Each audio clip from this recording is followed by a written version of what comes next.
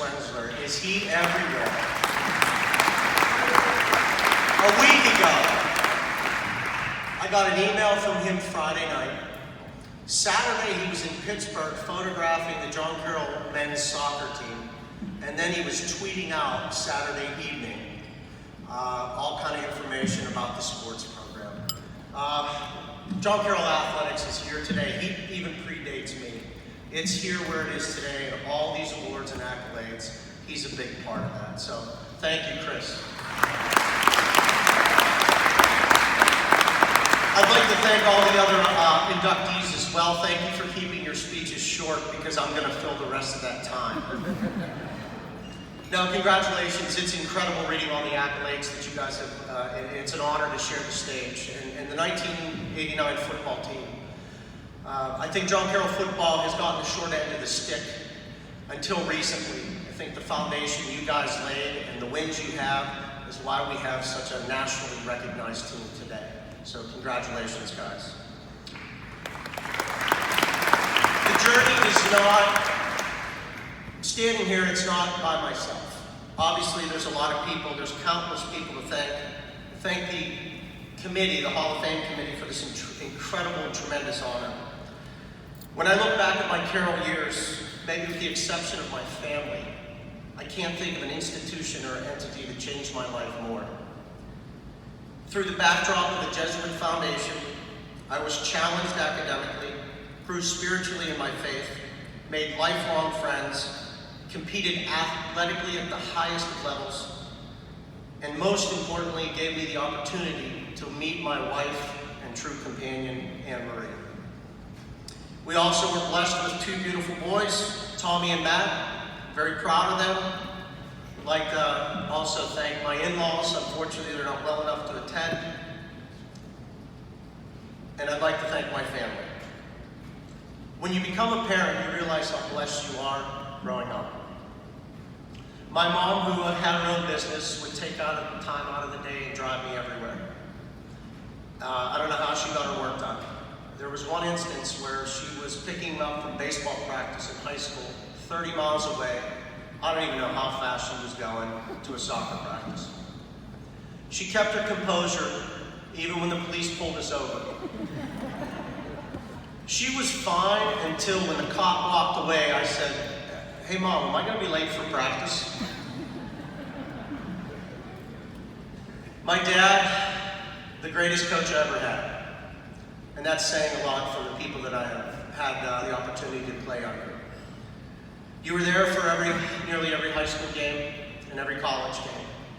I was always a little unnerved until you showed up on the sidelines. And there was a time I debated whether to continue baseball. And I struggled an 0-for-4 Saturday game. And I came home, and Saturday morning, he's like, "You want to go hit baseballs?" And it was a field of dreams moment. It was just me, him, 9 in the morning. I am standing here because of him. So thank you, Dad.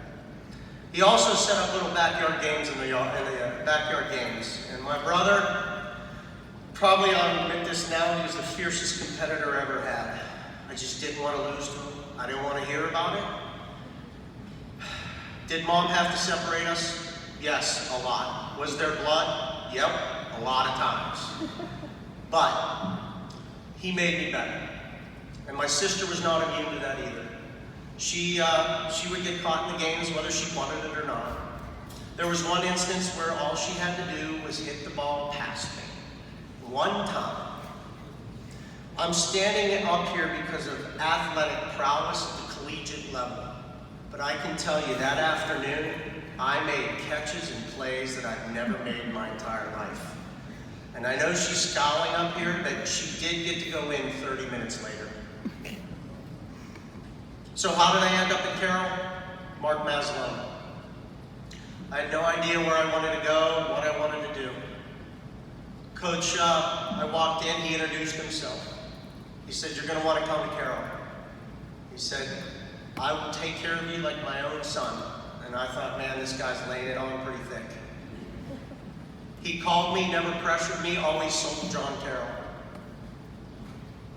When I broke my ankle 10 games into my freshman year, He drove me to the hospital, brought the team to me to cheer me up, set up physical therapy, and when I got taken out a day early, he came and picked me up. That's the guy you want. That's why I came to John Carroll. Although, I said, I don't know if I want to play baseball or not. So he walked me over to Mr. John Carroll, Coach Schweikert.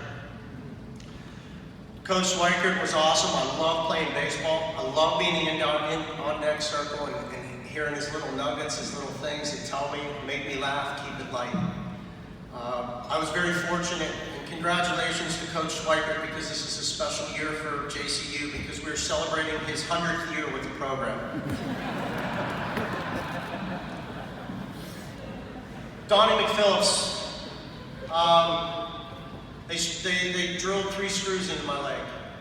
And, I had my doubts. He said, you're going to do it. And, when I walked in, it was always a smart aleck comment. Get your butt going. This isn't going to work itself. Keep going. And I'm cleaning it up a little bit. And Donnie, that one time we got stuck in the storm of the century at a dry town in North Carolina for 48 hours. I'm sorry we kept you up praying for all that time. So I was fortunate enough, I was heartbroken. Coach Mazzalona left. I felt like I lost a friend. But Coach Casamani came into our lives. And I was like, man, I don't know if this guy can play. So we had a scrimmage. We started separating, and he was on the other team. Who does that? Who plays college athletics as the coach? He came in, and I was going to stop him. First ball came across, 10 yards. He hit a side volley. I heard it go by my ear and went right in the net. I was like, okay, this guy can coach me. I've never had a guy that could clearly communicate and relate to his players like he did. And he would warm me up, and he would talk to me. Hey, what's your favorite folk music? What do you think of Middle Eastern oil policy? How do you motivate kids? I'm like, Cass, I'm just trying to stop it here. I've never quite met a person like Ali Kazamani. And I always, coach later, I always thought in my head, WWKD, what would Cass do? And I would be remiss if I didn't use this opportunity to talk about Coach Straub. Coach Straub had one of the more interesting introductions. He said, I'm your new assistant soccer coach, and I know nothing about soccer. But he was such a sincere and genuine person, and an incredible role model for us. The only time he ever lost it was when he slid 30 feet down a hill covered in mud, and he said some un-Jesuit words. To my teammates, I think it can be summed up when I called one of my former teammates and friends, Matt Sullivan. And I told him, and he was excited, and he said, congratulations, we made it. And that really was hard for me to hear without crying. I was very blessed to play on conference championship teams. All OAC players, all-time John Carroll assist players, all goal scoring, tremendous defensive players. They made me better every day on the field. As great as it was, there were even better people. I've never been on a team where you would ride down the bus with one teammate, eat with another one, sit at the game with another one, and ride home with a separate one. We were so close, we were tight-knit, we invested in each other, and that bond is still relevant today. Not only we talk about old games, but we talk about our families and our wives and how we're doing. The soccer program has just taken off since we have played. They were up to 4th nationally. Hector and Dayon have taken the program to unbelievable heights. And I hope the committee will still remember us old guys. I still have a friend, Pete Dugan, is the all-time John Carroll assist leader. Hopefully he can someday make it up here. He played offense. Defense never gets any credit. Offense gets the goals. So this is probably the only time, but I'd like to also thank my defenders, Marty Gillespie, Matt Polino, Matt Sullivan, Dave Rischel, Trent Hurst, Michael Papp, Eric Chiprich, Brian Painter, Jeff Hunkley, Mike Papp, and Mike Zucker.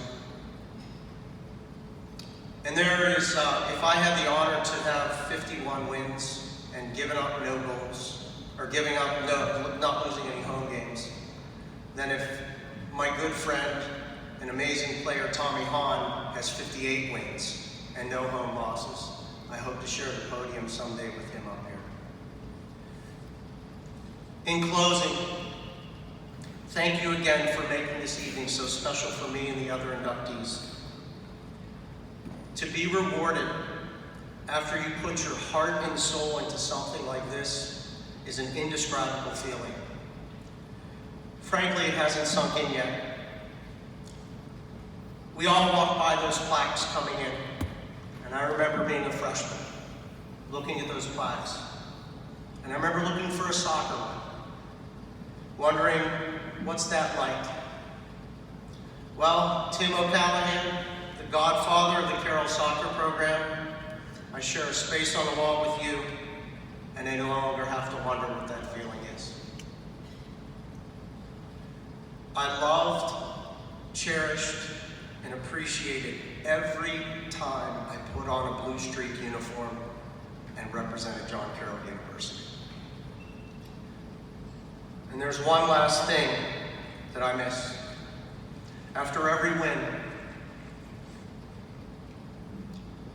Matt and Sullivan and I had a tradition. So Matt, I want one more hug as I walk off the stage. Get up here. Thank you guys.